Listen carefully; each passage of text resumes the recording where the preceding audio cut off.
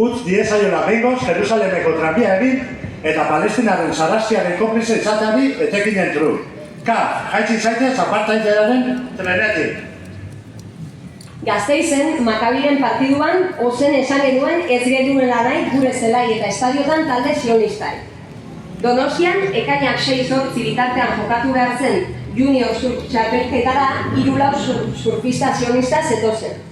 Boikotaren eta herri presioaren bitartez, txapelketa bertan behera geratu zen. Kirol munduan ez dugu onartuko aurpegi zuriketarik. Sionistak ez arete ongi etorriak. Aurpegi zuriketarik ez. Kirol arloan boikot, talde eta jokalari sionisten. Carrefourren aurkako mugimendua ere badago. Genozioan duen harremana zuzena baita. Carrefourrek janaria doan ematen die soldadu sionistei. Beraz, egin egun boikot totala Carrefourri. Unibertsitatean ere lanean gabiltza.